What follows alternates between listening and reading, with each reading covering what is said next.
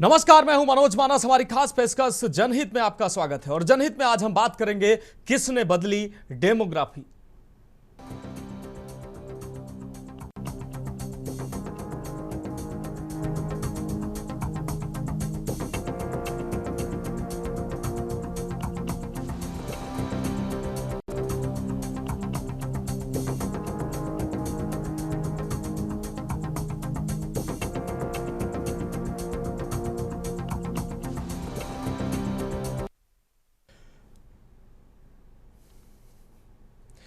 उत्तर प्रदेश स्थित संभल में वर्ष 2024 के नवंबर में हुए दंगे के बाद गठित न्यायिक कमेटी ने अपनी रिपोर्ट मुख्यमंत्री योगी आदित्यनाथ को सौंपी है। कमेटी ने 28 अगस्त 2025 यानी कि गुरुवार को अपनी रिपोर्ट सौंपी है। इस रिपोर्ट में संभल की आबादी और डेमोग्राफी को लेकर कई चौंकाने वाले दावे सामने आए हैं। 450 पन्ने की इस रिपोर्ट में शाही जामा मस्जिद बनाम हरिहर मंदिर को लेकर भी जानकारी दी गई है। साथ ही संभल कमेटी की रिपोर्ट से आबादी को लेकर सनसनीखेज खुलासे हुए हैं।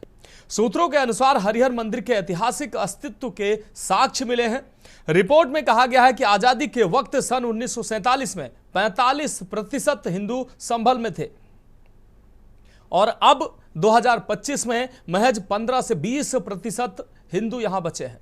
सूत्रों के मुताबिक रिपोर्ट में इस बात का जिक्र है कि दंगे, तुष्टीकरण की राजनीति ने संभल की डेमोग्राफी बदल दी। आपको बता दें कि संभल में हुई हिंसा के संबंध में मुख्यमंत्री योगी आदित्यनाथ को लगभग 450 पन्नों की रिपोर्ट में न केवल 2024 नवंबर में हुई हिंसा का जिक्र है, बल्कि संभल के इतिहास में हुए दंगों की संख्या और उन दंगों के दौरान क्या क्या हुआ इसका भी विवरण दिया गया है। रिपोर्ट के अनुसार आजादी के वक्त संभल नगर पालिका क्षेत्र में 55% मुस्लिम और 45% हिंदू रहते थे। वर्तमान में लगभग 85% मुस्लिम है यहां और 15% हिंदू बचे हैं। संभल में 1947, 1948, 1953, 1958, 1962, 1976 और 1978, 1980, 1990, 1992, 1995, 2001 और 2019 में कुल मिलाकर 15 दंगे हुए हैं और इन 15 दंगों के रिपोर्ट के अनुसार इन 15 दंगों को संभल ने झेला है और यह 2024 में जो दंगा हुआ वो 16वां दंगा है। सूत्रों के अनुसार रिपोर्ट में कहा गया है कि संभल कई सारे आतंकवादी संगठनों का अड्डा भी बन चुका है। अलकायदा, हरकत उल मुजाहिदीन जैसे आतंकी संगठन संभल में पैर पसार चुके हैं। संभल हिंसा पर गठित न्यायिक आयोग में इलाहाबाद हाईकोर्ट के retired justice Devendra Kumar Arora, retired IAS Amit Mohan, retired IPS Arvind Kumar Jain शामिल थे। आपको बता दें कि 24 नवंबर 2024 को संभल में हुई हिंसा के बाद ही इस न्यायिक कमेटी का गठन हुआ था और अब जब इस कमेटी की रिपोर्ट मुख्यमंत्री को सौंपी गई है तो सनसनीखेज दावे इस रिपोर्ट में किए गए हैं। इस दौरान इस रिपोर्ट के आने के बाद तमाम प्रतिक्रियाएं भी सामने आई हैं। उन प्रतिक्रियाओं में हम प्रतिक्रियाओं को सुनवा देते हैं। प्रमुख सचिव गृह की हम सबसे पहले आपको प्रतिक्रिया सुनाते हैं।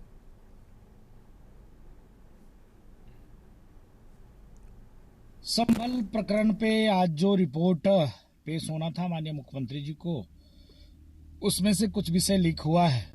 आप देख सकते हो, एक समय संभल की जनसंख्या 45% हिंदुओं की थी, आज 15% रह गई है।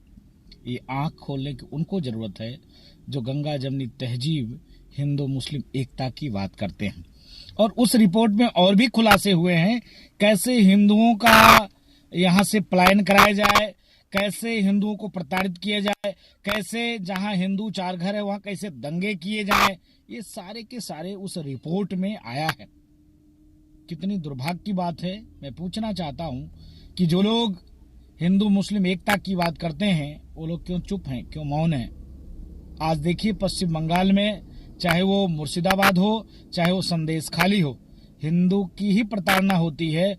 और उत्तर प्रदेश में भी जहां जहां मुसलमानों की जनसंख्या ज्यादा है वहां और कौम और मजहब और संप्रदाय का व्यक्ति नहीं रह सकता है। इसका प्रत्यक्ष प्रमाण संभल है। तो ये हनुमानगढ़ी के मुख्य पुजारी राजू दास जी थे, उनकी प्रतिक्रिया हमने सुनाई। अब संजय प्रसाद जी प्रमुख सचिव गृह हैं, उनकी हम प्रतिक्रिया सुनवा देते हैं। इस रिपोर्ट के आने के बाद उन्होंने क्या कुछ कहा। सर, संभल न्यायिक जांच आयोग ने आज अपनी रिपोर्ट सबमिट करी, उसको लेकर क्या कहना है? जी, ये जो संभल में जो घटना हुई थी, इसके जांच के लिए जो प्रदेश सरकार ने जो न्यायिक आयोग गठित किया था, आज उन्होंने अपनी रिपोर्ट माननीय मुख्यमंत्री जी को सौंपी है और उस पर आगे की कार्रवाई की जाएगी। कई सारे बिंदु हैं उसमें सर, तो अब ये रिपोर्ट के अध्ययन करने के बाद ही हम इसके बारे में बात करेंगे। तो प्रमुख सचिव गृह संजय प्रसाद की आपने प्रतिक्रिया सुनी। अब हम भारतीय जनता पार्टी के प्रदेश प्रवक्ता हैं राकेश त्रिपाठी, उन्होंने क्या कुछ कहा। संभल रिपोर्ट में सच सामने आया है, देश में जनसंख्या असंतुलन के प्रयास हो रहे हैं। राकेश त्रिपाठी ने यह बात कही, संभल में हिंदुओं की आबादी अब कम हुई है, जहां भी सुरक्षा के एहसास का अभाव होता है वहां पलायन होता है, डेमोग्राफी जो है वो चेंज हो जाती है। ये बात भारतीय जनता पार्टी के प्रवक्ता राकेश त्रिपाठी ने कही। हम सुना देते उन्होंने क्या कुछ कहा।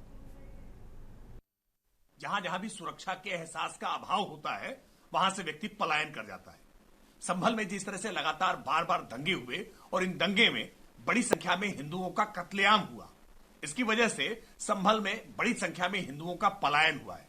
और संभल के हिंसा को लेकर के जो रिपोर्ट आई है, उस रिपोर्ट भी इसी तरह से इंगित कर रही है कि बड़ी संख्या में दंगों में हिंसा के नाते हिंदुओं को पलायन के लिए मजबूर होना पड़ा। हमने देश का इतिहास देखा है और दुनिया भर में जहां जहां भी इस प्रकार से दंगे में किसी मजहब या जाति के आधार पर किसी को प्रताड़ित किया गया है, वहां से उनकी संख्या का कम हो जाना बहुत स्वाभाविक सा है। लेकिन देश के लिए ये एक बड़ा खतरा है, क्योंकि देश में जानबूझकर के डेमोग्राफी को चेंज करने के लिए एक साजिश रची जा रही है और ये डेमोग्राफिक चेंज इस देश की इंटरनल सिक्योरिटी के लिए एक बड़ा खतरा है। तो राकेश त्रिपाठी को आपने सुना, भारतीय जनता पार्टी के प्रवक्ता हैं। अब हम समाजवादी पार्टी के प्रवक्ता फखरुल हसन चांद का भी बयान सुनवा देते हैं। इस रिपोर्ट के आने के बाद उन्होंने क्या कुछ कहा, हम आपको सुना देते हैं। देखिए, वसीम बरेलवी जी की दो पंक्तियां हैं कि फैसला लिखा रखा हुआ है पहले से खिलाफ, आप क्या खाक सफाई देंगे। तो भारतीय जनता पार्टी की सरकार में संभल हिंसा को लेकर एक गोपनीय रिपोर्ट माननीय मुख्यमंत्री जी को सौंपी गई। उस गोपनीय रिपोर्ट में क्या लिखा हुआ है ये उस कमेटी के हेड मीडिया के सामने चर्चा करते हैं, लेकिन वो रिपोर्ट गोपनीय है। सूचना विभाग बताता है क्या चलाना है क्या नहीं चलाना है, लेकिन वो रिपोर्ट गोपनीय है। तो ऐसी गोपनीय रिपोर्ट के बारे में जनता भली भांति जानती है कि भारतीय जनता पार्टी ऐसी गोपनीय रिपोर्ट केवल जनता का ध्यान मुख्य मुद्दों से बांटने के लिए लेके आती है। भारतीय जनता पार्टी का कोई भी हथकंडा अब पीडीए के सामने चलने वाला नहीं है। तो फखरुल हसन चांद ये समाजवादी पार्टी के प्रवक्ता हैं, इनकी प्रतिक्रिया आपने सुनी। अब हम कुछ समय पहले की मुख्यमंत्री योगी आदित्यनाथ की बात सुनवा देते हैं। संभल हिंसा को लेकर उन्होंने एक बयान दिया था, वो भी हम आपको सुनवा देते हैं। याद रखना, ये कितना भी राग अलापे हैं, कल संसद में संविधान पे चर्चा हो रही थी, लेकिन मुद्दा संभल का उठ रहा था। और संभल में इन्हीं के समय में 46 वर्ष पहले जिस मंदिर को बंद कर दिया गया, वो मंदिर फिर से सामने सबके सामने आ गया। इनकी वास्तविकता को सबके सामने प्रस्तुत कर दिया। याद करिए ना, क्या वो संभल में इतना प्राचीन मंदिर क्या रातों रात प्रशासन ने बना दिया? क्या वहां बजरंगबली की इतनी प्राचीन मूर्ति रातों रात आ गई? क्या वहां पर जो ज्योतिर्लिंग निकला है, क्या यह आस्था नहीं थी? क्या उन दरिंदों को आज तक सजा क्यों नहीं मिली? इन्होंने 46 वर्ष पहले संभल के अंदर नरसंहार किया था। क्यों नहीं चर्चा होती संभल में उन लोगों की, उन निर्दोष लोगों की? क्या क्या कसूर था उनका, जिनकी निर्मम हत्या संभल के अंदर आज से 46 वर्ष पहले हुई थी? लेकिन जो भी उस सच को बोलेगा उसको धमकी दी जाएगी, उनका मुंह बंद कराने का प्रयास होगा। और इसीलिए कुंभ के बारे में भी ये लोग इसी प्रकार के दुष्प्रचार को लेकर के आगे बढ़ने का कुत्सित प्रयास करेंगे। तो संभल ने 15 दंगे झेले और 2024 में एक 16वां दंगा संभल ने झेला। और संभल के इस दौरान जो डेमोग्राफी है उसके चौंकाने वाले जो आंकड़े सामने आए हैं, चौंकाने वाले दावे सामने आए हैं। और निश्चित रूप से ये इन आंकड़ों ने सवाल खड़े कर दिए हैं कि आज़ादी के बाद से लगातार संभल में डेमोग्राफी चेंज करने के प्रयास होते रहे और डेमोग्राफी को लगभग बदल दिया गया, लेकिन जो उस वक्त की सरकारें और अनवरत जो तमाम पार्टियों की सरकारें रहीं वो अब तक करती क्या रहीं, ये रिपोर्ट आज़ादी के 75 साल बाद ही क्यों आई है। खास मेहमान हमारे साथ जुड़ चुके हैं। उससे पहले हम ग्राफिक्स के माध्यम से हम आपको बता देते हैं कि 15 दंगे जो संभल में हुए 1947, 1948, 1953, 1992 से लेकर 2019 तक संभल ने 15 दंगे का दंश झेला है। 2024 में भी संभल में दंगा देखने को मिला है। हालांकि मंदिर के सर्वे के दौरान ये दंगा हुआ, लेकिन इन 15 दंगों में संभल ने क्या कुछ खोया है, ये रिपोर्ट में सामने आया और किस तरीके से संभल में डेमोग्राफी का बदलाव हुआ वो इस रिपोर्ट में साफ तौर पर दिखाया गया है। इस खास और महत्वपूर्ण विषय पर चर्चा के लिए हमारे साथ खास मेहमान जुड़ चुके हैं। सर्वेश कुमार वर्मा जी नेता बीजेपी हमारे साथ जुड़ चुके हैं। मोहम्मद एवाद नेता सपा हमारे साथ जुड़ चुके हैं। जस्टिस सखाराम सिंह पूर्व जज हमारे साथ जुड़ चुके हैं। सुनील त्रिपाठी वरिष्ठ पत्रकार हमारे साथ जुड़ चुके हैं। वीरेंद्र सिंह अध्यक्ष हैं विहिप के, वो हमारे साथ जुड़ चुके हैं। मोहम्मद हाजी सली सेक्रेटरी हैं सुन्नी उलेमा काउंसिल के, वो हमारे साथ जुड़ने वाले हैं। आप सभी मेहमानों का चर्चा में बहुत स्वागत करते हुए सबसे पहले भारतीय जनता पार्टी के सर्वेश कुमार वर्मा हमारे साथ जुड़े हुए हैं, उनके पास जाते हैं, उनका रुख करते हैं।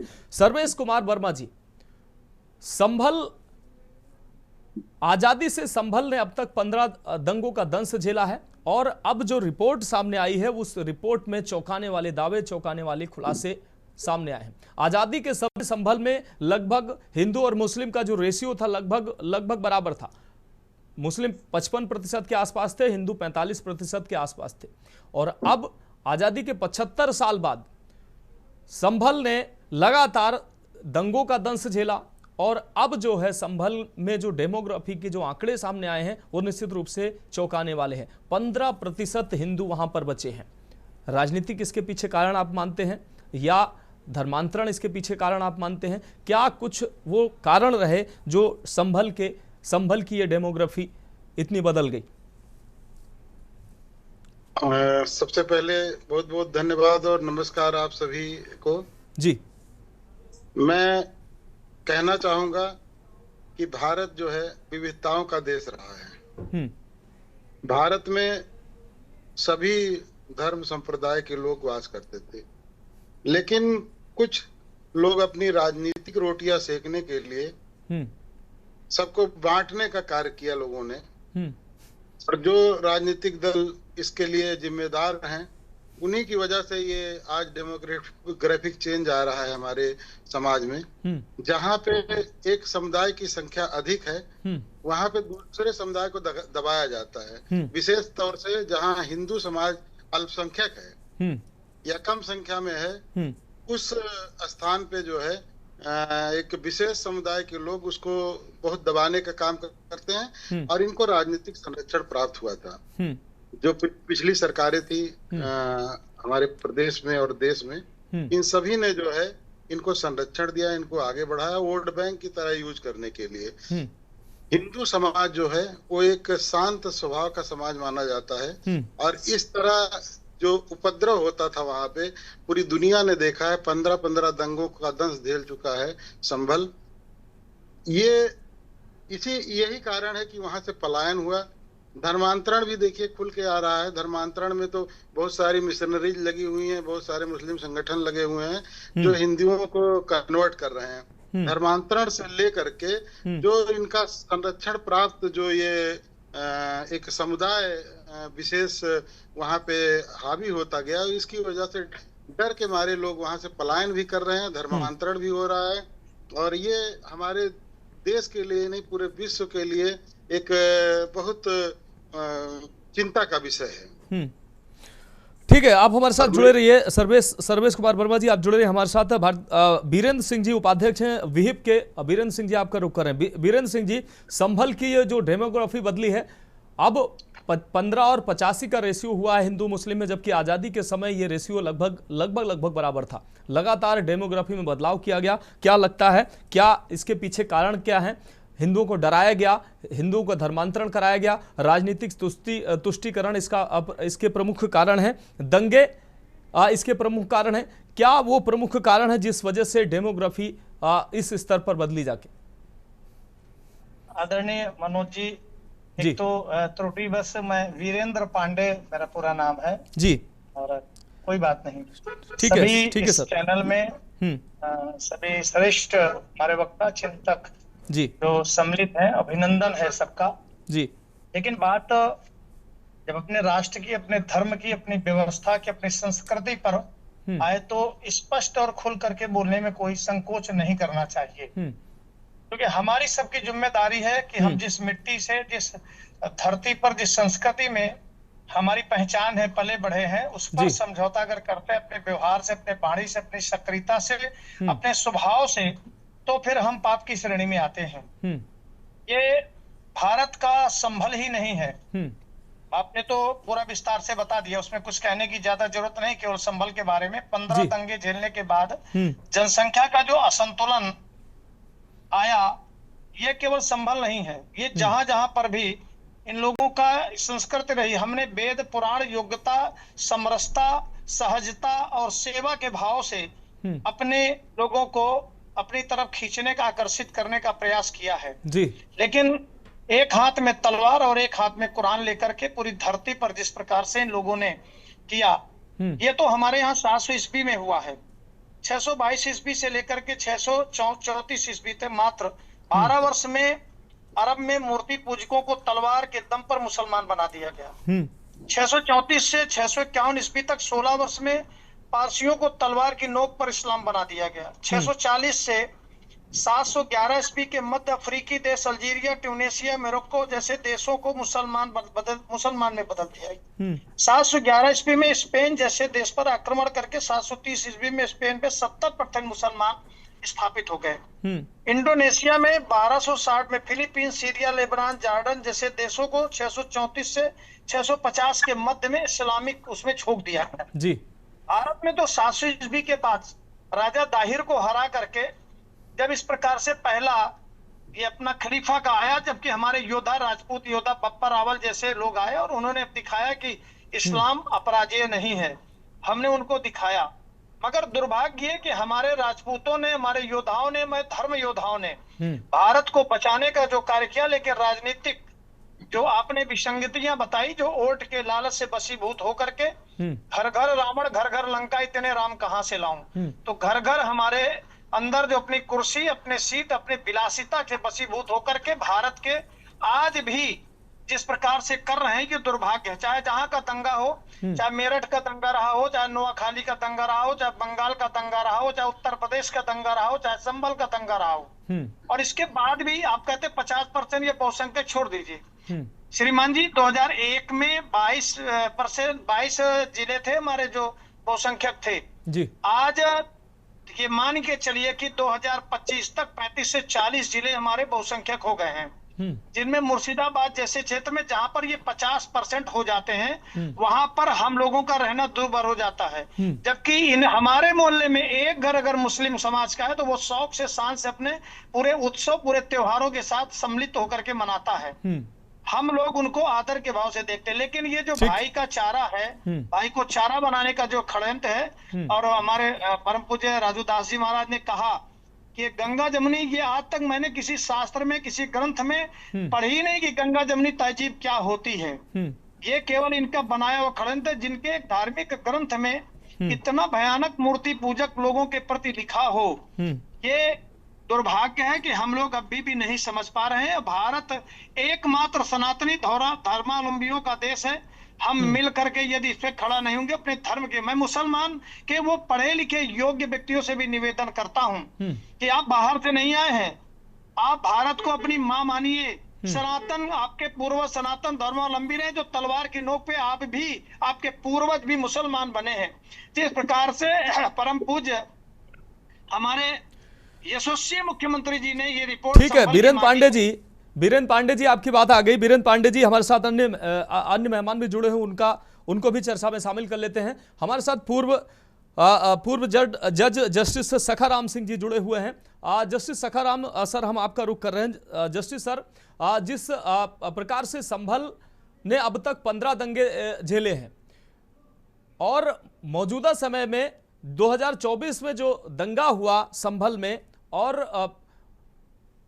उसके बाद से जो रिपोर्ट, एक टीम गठित की गई थी, एक कमेटी गठित गई, न्यायिक कमेटी गठित की गई, जिसमें हाईकोर्ट के retired justice Devendra Kumar Arora, retired IAS Amit Mohan, retired IPS Arvind Kumar Jain शामिल थे। इस कमेटी ने रिपोर्ट जो 450 पन्नों की सौंपी है, उसमें चौंकाने वाले खुलासे सामने आए हैं। संभल में जो डेमोग्राफी है वो पूरी तरीके से बदल गई है। क्या लगता है सर, इस डेमोग्राफी के बदलाव के पीछे की असली वजह आपको क्या लगता है? देखिए, वजह हम ऐसे क्या बता दें, कमेटी ने जो रिपोर्ट में दिया है 15% आबादी हो गई या 25% हो गई जी, 45%। क्या वजह, कमेटी ने क्या वजह देखा, ये देखना पड़ेगा। अगर कमेटी ने कोई वजह दिया है, वो वजह ऐसी है कि जो वर्ग विशेष के ऊपर उसका कारण बताया है, उसका एक्शन सरकार को लेना चाहिए। और अगर वर्ग विशेष उसकी जिम्मेदार नहीं है तो फिर हमारे दो का सिद्धांत अगर हम पालन करेंगे जी, तो फिर आबादी तो कम होगी ना। वहां तो आबादी नहीं कम होती, वहां तो हमारे दो का सिद्धांत नहीं है। लेकिन अगर किसी हिंसा की वजह से, किसी इसकी वजह से या किसी आतंक की वजह से, अत्याचार की वजह से पलायन हुआ है तो फिर गवर्नमेंट को उस पर एक्शन लेना चाहिए, ये मैं मानता हूँ। और तो फिर ये आबादी तो घटती बढ़ती रहती है, आबादी ने बढ़ने का वर्ग विशेष अगर जिम्मेदार है आबादी कम होने की, तो उस वर्ग विशेष के खिलाफ कार्रवाई होनी चाहिए, ये मेरा मानना है। और अगर वो जिम्मेदार नहीं है, कमेटी की जो रिपोर्ट है उसमें क्या फाइंडिंग है ये तो हमें पता नहीं। 450 पन्ने की रिपोर्ट है, अगर उसने किसी वर्ग विशेष को जिम्मेदार बताया है, गवर्नमेंट को उस पर एक्शन लेना चाहिए, ये मेरा मानना है। ठीक है जस्टिस सखाराम जी, आप हमारे साथ जुड़े रहिए। हमारे साथ मोहम्मद एवाज जी जुड़े हुए हैं, नेता समाजवादी पार्टी से। मोहम्मद एवाज जी, क्या लगता है आपको, जो 450 पन्नों की जो रिपोर्ट आई है, इस रिपोर्ट में साफ तौर पर किस तरीके से वहां पर लोगों दंगे लगातार हुए, 15 दंगे लगातार लोगों को मुक्त किया गया, धर्मांतरण की बात उस रिपोर्ट में जो सूत्रों से सामने आ रही है कि धर्मांतरण कराया गया, दंगे में डराया गया, जिसके बाद अब ये हालात हुए हैं कि जो डेमोग्राफी है संभल की वो पूरी तरीके से बदल चुकी है। तमाम सरकारें, आपकी भी सरकार रही, उससे पहले कांग्रेस की सरकार रही, लेकिन इन सरकारों ने उस समय संभल में जो लगातार ये डेमोग्राफी का बदलाव होता रहा, वहां पर कार्रवाई नहीं की, हिंदू वहां अल्पसंख्यक हो गया। क्या कहेंगे इस रिपोर्ट को लेकर आप?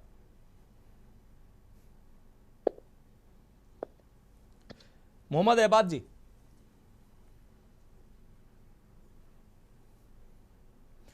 मोहम्मद एबाद जी फोन अनम्यूट कर लीजिए ताकि आपकी आवाज दर्शकों को मिल सके। और बीरेंद्र सिंह जी का नाम सही कर लिया जाए, बीरेंद्र पांडे जी हैं, बीरेंद्र पांडे जी का नाम सही कर लिया जाए। मोहम्मद एबाद जी फोन अनम्यूट कर लीजिए।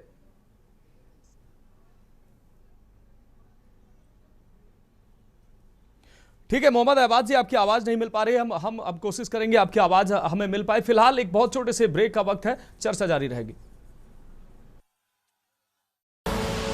आप देख रहे हैं के न्यूज, खबरों का सारथी।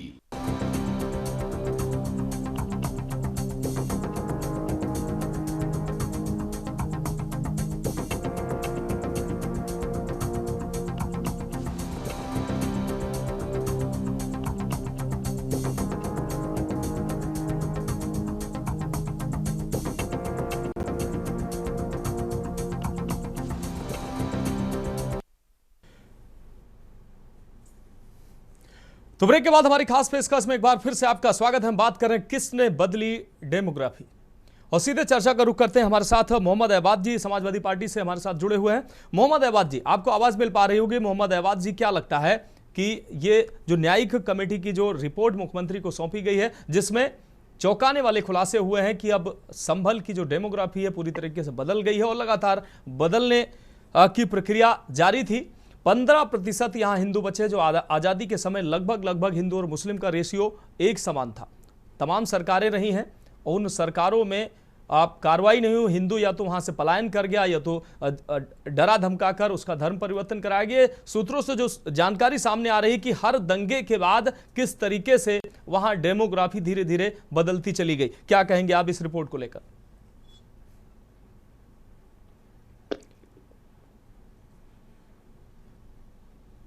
मोहम्मद एबाद जी, फोन अनम्यूट कर लीजिए।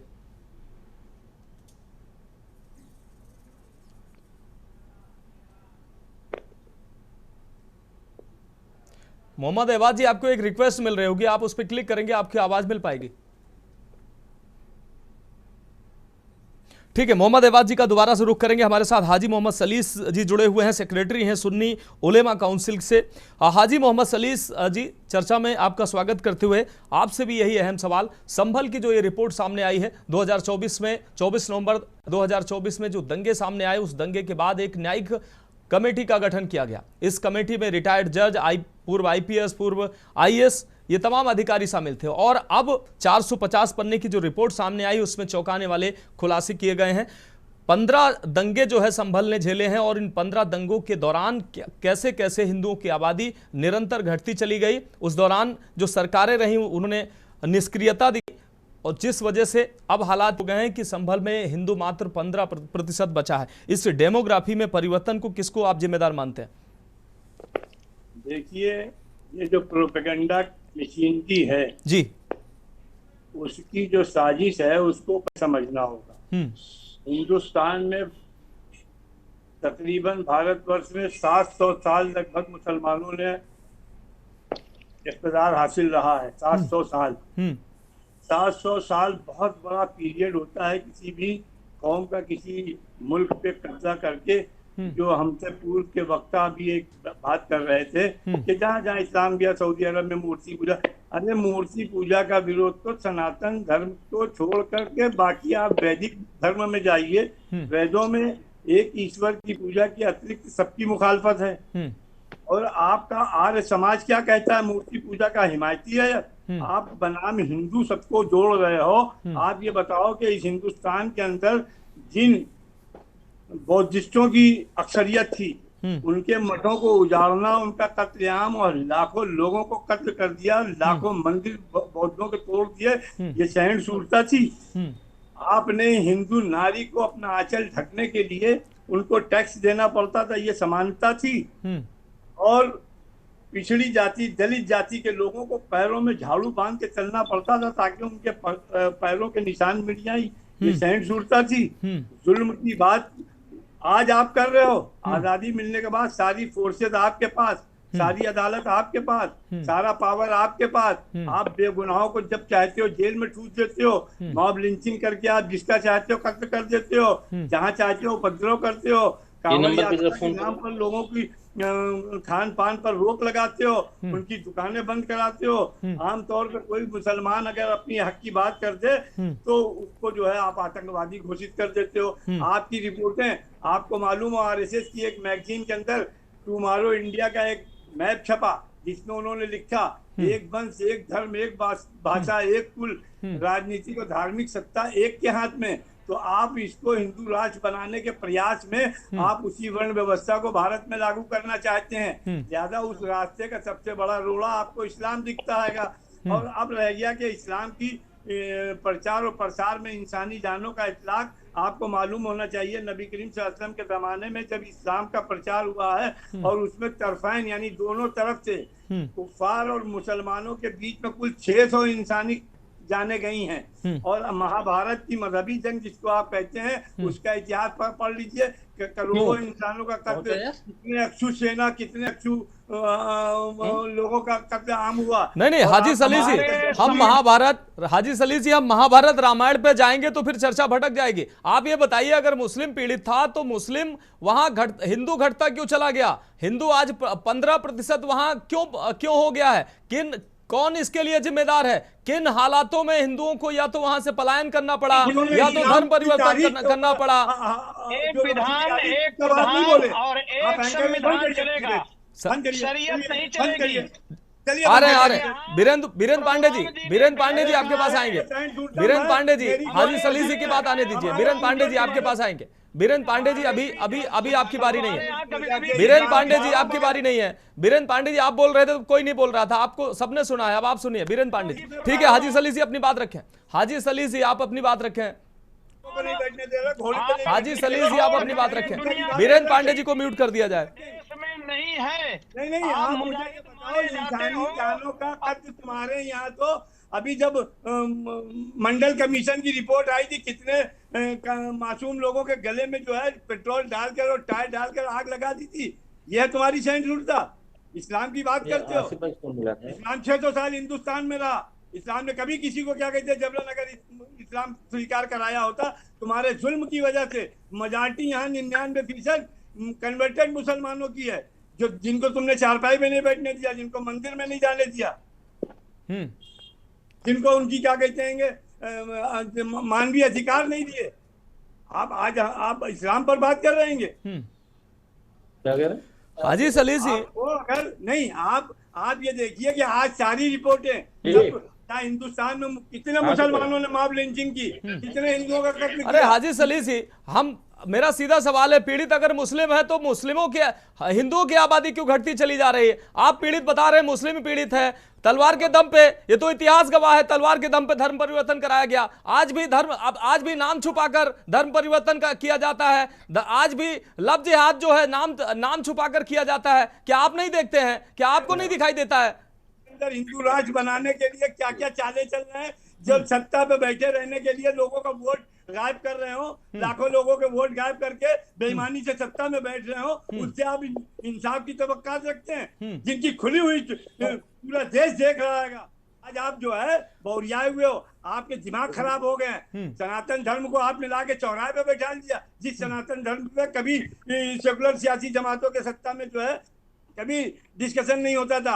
आज तुम अपनी सत्ता के लिए सनातन धर्म को भी चौराहे पे लेकर। ठीक है हाजी सलीस जी, आपकी बात आ गई। हाजी सलीस जी, आपकी बात आ गई हमारे साथ। बात आ गई नहीं, हमारी बात पूरी होने दी। नहीं, हम आप देखिए हाजी सलीस जी, ये मंच आपका मंच नहीं है, ये सबको चर्चा में शामिल करना पड़ेगा। मोहम्मद एबाज जी हमारे साथ जुड़े हुए हैं समाजवादी पार्टी से। मोहम्मद एबाज जी, क्या लगता है किन स्थितियों में हिंदू आज वहां 15% बचा है? तमाम सरकारें रही जो समय समय पर जो दंगे हुए, उन दंगों में तलवार के दम पर धर्म परिवर्तन कराकर राजनीति तुष्टीकरण के नाम पर कैसे हिंदुओं को वहां साफ किया गया, ये रिपोर्ट में सूत्रों से जो जानकारी सामने आ रही है, क्या लगता है मूल कारण क्या है इसके पीछे? आज हिंदू वहां 15% बचा है। वो जारी हो रही है। हाजी सलीस जी, आपकी बात आ गई। हाजी सलीस जी को म्यूट कर दिया जाए। मोहम्मद एबाज जी, आगे बन जाओ, फाड़ पड़ो जो भारत के संविधान। मोहम्मद एबाज जी, अपनी बात रखें। जी देखिए, आप बात कर रहे हैं देश की आजादी के बाद से। देश की आजादी बाद जो में अगर बात शिक्षा की करें, बात तरक्की करें, तो मुसलमानों की हिस्सेदारी कितनी थी? लगातार मुसलमान पिछड़ा चला गया, चाहे वो सच्चर कमेटी, रंगनाथ मिश्रा, तमाम कमेटियां, जांच कमेटियां बनी, उसमें आई। मैं तो इतना ही कहूंगा कि हमारे जो हिंदू भाई हैं, उन्होंने तरक्की के लिए ही, संभल ही नहीं, अगर और जिलों की देखिए जहां तरक्की कम है, जहां एजुकेशन अच्छी नहीं है, लोग दूसरे जिले में चले जाते हैं, दूसरे महानगरों में चले जाते हैं। आप अगर लखनऊ में ही देख लीजिए तो लखनऊ का चाहे गोमती नगर, इंदिरा नगर, जितना भी नया क्षेत्र बसा है, सब हमारे भाई लोग वहां पर रह रहे हैं। तो उसकी वजह यही है कि तरक्की के लिए, एजुकेशन में आगे बढ़ने के लिए, नौकरी में आने के लिए, व्यापार करने के लिए, सिर्फ हिंदू के, लेकिन हम लोगों की खासकर अगर अक़लियत की बात किया जाए, सिर्फ रोजगार के लिए, शिक्षा के लिए और तमाम चीजों के लिए सिर्फ हिंदुओं ने पलायन किया, मुस्लिमों ने नहीं किया। सिर्फ शिक्षा हिंदुओं को जरूरी थी, मुस्लिमों को जरूरी नहीं थी। रोजगार सिर्फ हिंदुओं को चाहिए था, मुस्लिमों को नहीं चाहिए था। एबाज जी, मोहम्मद एबाज जी, ठीक है, शायद आपकी आवाज आ नहीं रही है। मोहम्मद एबाज जी, आप कह रहे हैं कि शिक्षा के लिए, रोजगार के लिए लोगों ने पलायन किया, तो क्या शिक्षा और रोजगार सिर्फ हिंदुओं को जरूरत थी, मुस्लिमों को जरूरत नहीं थी? मुस्लिम क्यों नहीं वहां अन्य प्रदेशों में, अन्य जिलों में वहां से नहीं गए? क्या को बढ़ाया नहीं जा रहा है ना? आप बताइए, कौन सी 8 साल से सरकार है भारतीय जनता पार्टी की, नौजवानों को रोजगार मिल पा रहा है? मुसलमानों की शिक्षा में अरे रोजगार पे हम चर्चा करते हैं, रोजगार, शिक्षा और तमाम चीजों पे हम चर्चा करते हैं। आज जिस विषय पे बात हो रही है उससे बचिए मत। मोहम्मद एवाज जी बचिए मत, आप सवालों से भागिए मत, आप सवालों से भागिए मत। ये रिपोर्ट आपके सरकार में क्यों नहीं आई, कांग्रेस के सरकार में क्यों नहीं आई? आप सवालों से मत भागिए। शिक्षा और रोजगार और तमाम जरूरतों पर हम रोज चर्चा करते हैं।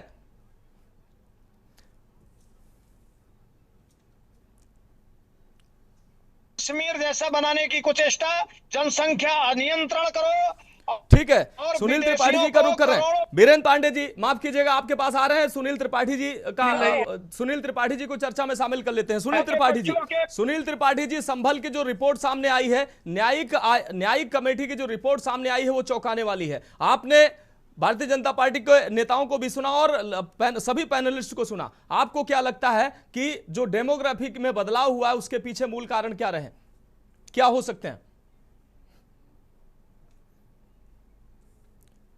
सुनील त्रिपाठी जी कम है, बराबर है। सुनील त्रिपाठी जी, मेरा सवाल आपसे है। मानस जी को चुप कराइए। रोहिंग्याओं को ठीक है, बीरेंद्र पांडे जी आ रहे हैं आपके पास। बीरेंद्र पांडे जी आपके पास आएंगे। बीरेंद्र पांडे जी आपके पास आ रहे हैं। आप सुनील त्रिपाठी जी को सुन लीजिए, वरिष्ठ पत्रकार हैं और मुझे लगता है वो सही तथ्य रखेंगे।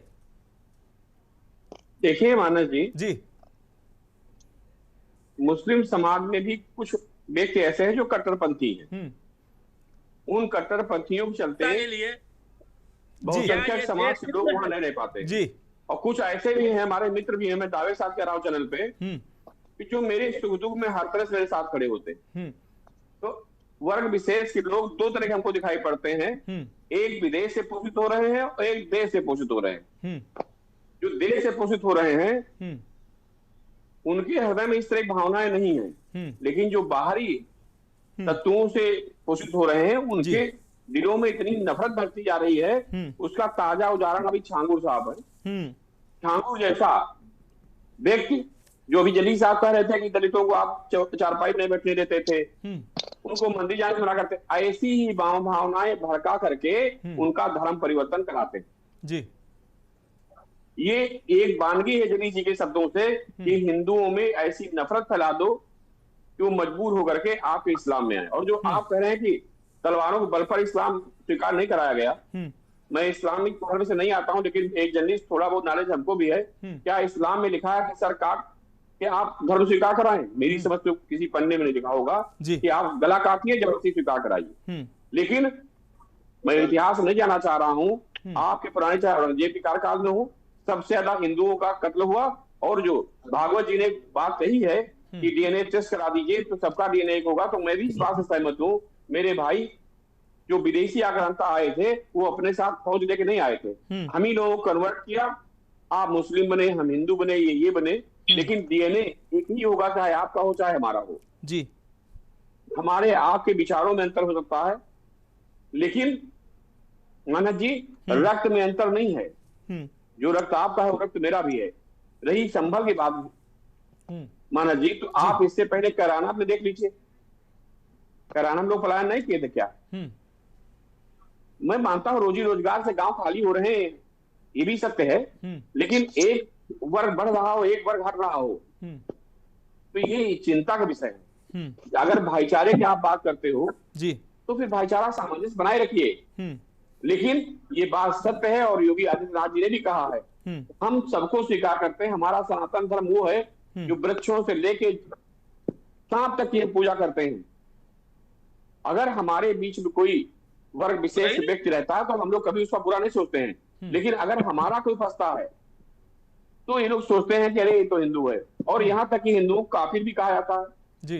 न कहा जाता हो, मेरे बुद्धिमान व्यक्ति वैसे बता दीजिए, मतलब जो आपका धर्म स्वीकार ना करे वो काफिर है।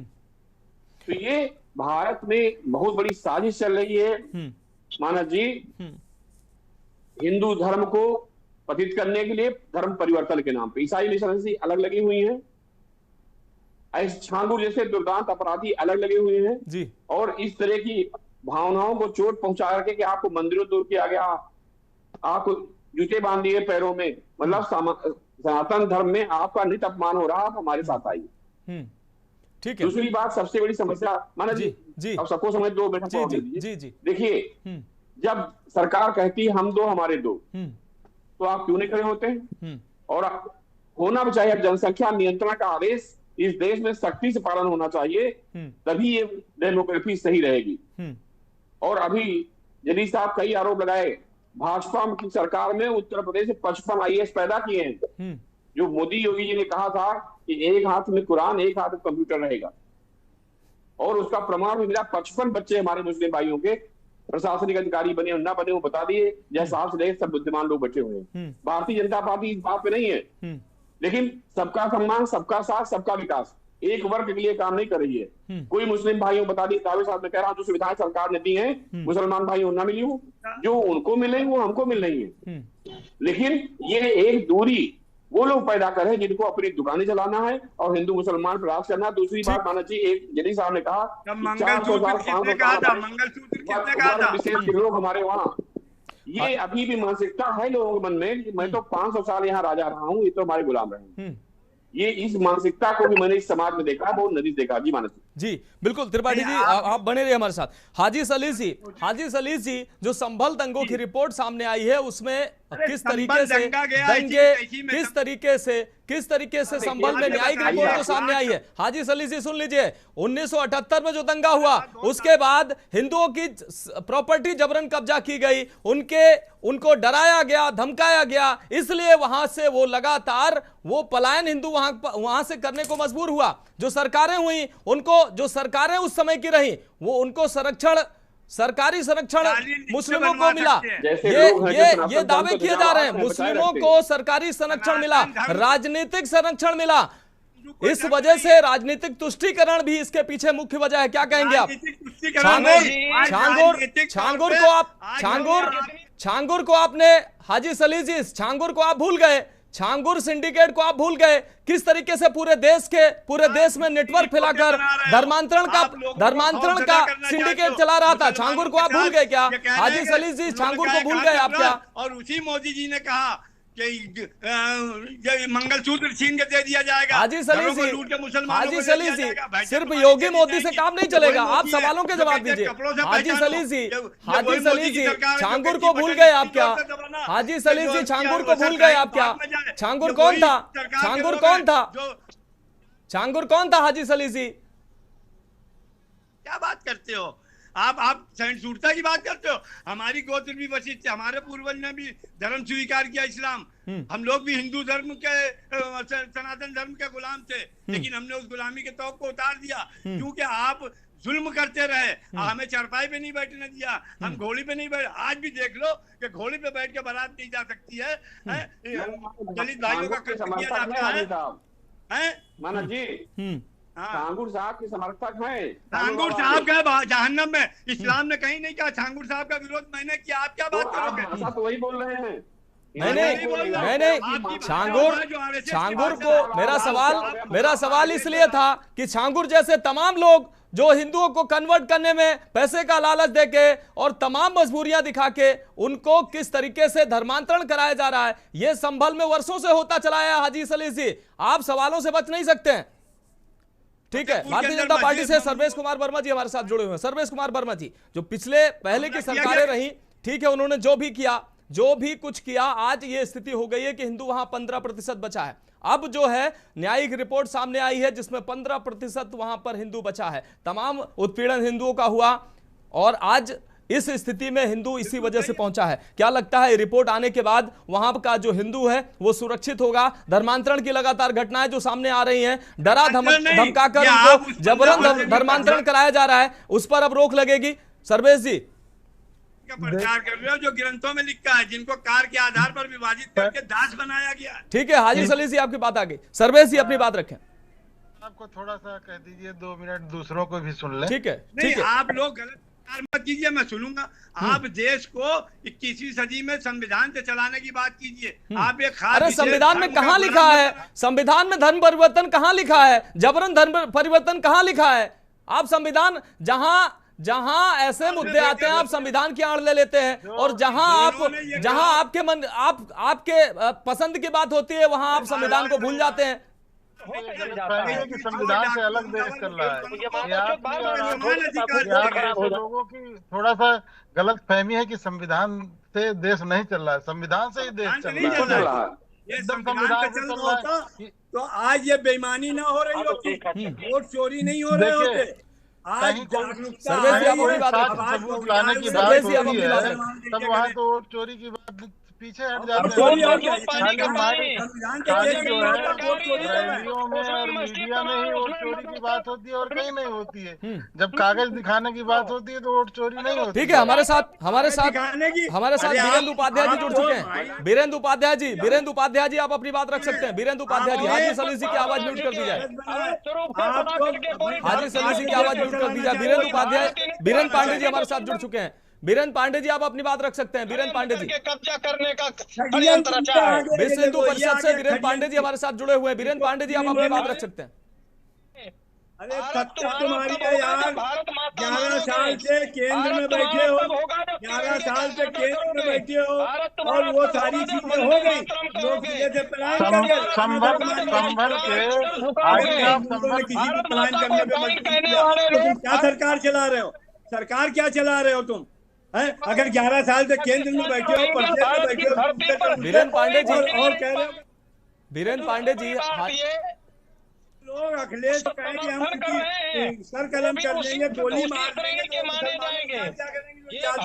जो सत्ता में रहे मुख्यमंत्रियों को धमकी दे रहे हो। वीरेंद्र पांडे जी की आवाज दी जाए। हाजी सलीम जी की आवाज म्यूट कर दी जाए। वीरेंद्र पांडे जी हमारी हिंदू आबादी संभल पूरी नहीं, पूरे प्रदेश में नहीं, पूरे देश में क्या स्थिति है? वीरेंद्र पांडे जी लगातार संभल में सवाल आप पर भी है। लगातार इतने संगठन होने के, इतने संगठन, हिंदुओं के तमाम संगठन है, लगातार संभल में आजादी से अब तक संभल में ये डेमोग्राफी का बदलाव होता रहा। अब जो है कमेटी की रिपोर्ट आई है, ये रिपोर्ट पहले आनी चाहिए थी और तमाम जो संगठन हैं वो भी संभल से मुंह फेरे नजर आए। वीरेंद्र पांडे जी देखिए, हम फिर आपको बताते हैं जी कि हम लोग संभल, कैराना, फतेहपुर, मेरठ ऐसे तमाम जिलों में, तहसीलों में हम लोग मामले को उठाते रहते हैं। चाहे हिंदू कन्या रक्षा की बात हो, चाहे लब जिहाद की बात हो, चाहे भू जमीन जिहाद की बात हो, चाहे मठ मंदिरों की रक्षा की बात हो, चाहे गौ रक्षा की बात हो, निरंतर हम लोग अपनी ये बात को उठाते रहते हैं। नहीं देखते हो बांग्लादेश, लेकिन संवैधानिक तरीके से बॉर्डर से उठाते रहे। भेज देते हो। लेकिन हम लोगों ने ये देखा कि संवैधानिक हमारा काम नहीं कर रहा है। ये लोग, क्योंकि ये बुजुर्ग बड़ी बड़ी इस प्रकार से दाढ़ी रखा करके छांगुर बाबा के रूप में हरिजन, हमारे जो हरिजन भाई हैं उनको भड़का करके, परगला करके कि तुम्हारा सम्मान नहीं है, तुम्हारा आदर नहीं है, तुमको मंदिरों में नहीं घुसने दिया। अरे भाई, हम समरसता है, हम वसुधैव कुटुंबकम, पूरी दुनिया को कुटुंब बांटने वाले लोग हैं। हमें क्या बताओगे? आप तो केवल इस्लाम को जो नहीं मानता वो काफिर है, बाकी सब दास हैं। ये इस्लाम का देश इससे बड़ा आतंक दुनिया में कोई होगा? तुम छांगुर बाबा के बड़े भाई हो, क्योंकि तुमको बुरा लग रहा है, देश तुम्हारा है, लेकिन इस तिरंगे को आदर करना सीख लो। इससे तुम्हारी पहचान है। इससे कहो कि बंद करे बोलना, तो फिर हम आगे मोहम्मद हाजी सलीम जी बात करें। मोहम्मद हाजी सलीम जी, आपके मुस्लिम धर्म में भी तमाम जातियां हैं, इसका मतलब ये नहीं है, और तमाम ऐसे वर्ग हैं जिनको आप मुख्य धारा का उनको मुस्लिम मानते ही नहीं है आप, तो क्या उनका धर्म परिवर्तन करा देना चाहिए? एकदम सही जी, उनका धर्म परिवर्तन करा देना चाहिए क्या? कि मस्जिद में एक दूसरे की मस्जिद सारे भगवान तुम्हें मस्जिदों में मिल रहे हैं भैया। मस्जिद खुदा का घर हम तो जानते हैं, सबको शरण वही है। की मस्जिद में नमाज नहीं। हाजी सलीम जी, आप सियाओं के साथ क्या व्यवहार करते हैं? अहमदिया को आप मुस्लिम नहीं मानते हैं। तमाम सवाल ऐसे उठेंगे आपके ऊपर भी, तो क्या धर्म परिवर्तन जबरन करा दिया जाए? तुमने ऐसा फलसफा बनाया था। आप क्या बताओगे? भारतीय संस्कृति को चुनौती दोगे? हम वो सनातनी हैं जो पूरी दुनिया को गले लगाते हैं, और आप वो सनातनी हैं मुस्लिम समाज के लोग जो पूरी दुनिया का गला काटने के लिए आप तैयार हैं और कहते हो ये मेरा धर्म है, मुझे जन्नत मिलती है। आप हिंदू कन्याओं को आप किस प्रकार से लव जिहाद में फंसाते हो और कहते हो कि मुझे जन्नत मिलती है। तमाम तरह से चाहे ले लीजिए, इंदौर का कांड ले लीजिए, चाहे फतेहपुर का कांड ले लीजिए, चाहे उत्तराखंड का कार्य ले लीजिए, आप लव जिहाद में नौजवानों को तैयार करते हो। आप जैसे लोग सफेद दाढ़ी रख करके उनको पैसा देते हो, हैं, उनको पैसा देते हो, उनको गाड़ियां देते हो, उनको कपड़े सिलवाते हो और कहते हो कि कम से कम 5 लाख 10 लाख रुपए, अरे भाई स्टेटमेंट देते हैं पकड़े हुए लड़के, मुस्लिम लड़के। और कौन करता है? हर जिले में, हर मोहल्ले में, हर कस्बे में छांगुर बाबा जैसे लोग इस अभियान को बल देते हैं। और हरिजन कन्याओं को अगर वो मुसलमान नहीं बनती है तो आप उसका सामूहिक बलात्कार करके कत्ल करते हो और कहते हो कि जन्नत नसीब होगी, 72 हूरें मिलेंगी। आप हमें बताओगे ये देश हमारा है, ये देश उनका है जो भारत माता को मां मानते हैं। बार बार कहते हैं ये बांग्लादेशी, रोहिंग्या, पाकिस्तानी, ये षड्यंत्र बंद कर दो। भारत में यदि रहना है तो वंदे मातरम कहना होगा। मैं न करिए कि हमारी संस्कृति क्या है, हमारी सभ्यता क्या, हमारे पूर्वजों को किस प्रकार से हिंदू से मुसलमान बनाया गया। निश्चित रूप से ये बड़े सवाल हैं। वीरेंद्र पांडे जी, बहुत माफी के साथ आपका बहुत शुक्रिया करना चाहेंगे। सुनील त्रिपाठी जी आपका बहुत शुक्रिया, सर्वेश कुमार वर्मा जी आपका बहुत शुक्रिया। लेकिन ये विषय बहुत गंभीर है। हाजी सली जी आपका भी बहुत शुक्रिया। आखिर संभल के हालात कैसे हुए, आज़ादी से अब तक जो संभल की डेमोग्राफी बदली है, तो तमाम सवाल खड़े होते हैं कि अब तक की जो सरकारें थी उन सरकारों ने क्या किया। संभल में आखिर हिंदुओं को पलायन के लिए क्यों मजबूर होना पड़ा, आखिर जबरन हिंदुओं का धर्मांतरण क्यों हुआ, हिंदुओं की प्रॉपर्टी, उनकी जमीनों पर जबरन कब्जा किया गया, उनको डराया गया, उनको धमकाया गया। ये तमाम जो है हर दंगे के बाद ऐसी तस्वीरें सामने आई, जो रिपोर्ट में सूत्रों से जानकारी सामने आ रही है कि ऐसी स्थिति बना दी गई कि हिंदू को वहां से पलायन करना पड़ा। हालांकि अभी रिपोर्ट में तमाम चौंकाने वाले अहम खुलासे हो सकते हैं कि अब तक आखिर संभल की इस बदली हुई डेमोग्राफी के पीछे के मूल कारण क्या है। लेकिन जो अब तक की जानकारी सामने आ रही है वो निश्चित रूप से चौंकाने वाली है। और लगातार जो अब तक की सरकारें हैं वो भी कहीं ना कहीं तुष्टीकरण की राजनीति की वजह से ऐसे मामलों पर चुप रहीं, जिसकी वजह से आज संभल की डेमोग्राफी पूरी तरह से बदल चुकी है और तमाम जनपदों में आज यही स्थिति संभल जैसी होने की कगार पर बन गई है। हमारे साथ जुड़े तमाम मेहमानों का बहुत शुक्रिया। फिलहाल इस खास पेशकश में अभी के लिए मेरे साथ इतना ही। मुझे दीजिए इजाजत और आप देखते रहिए के न्यूज़ इंडिया।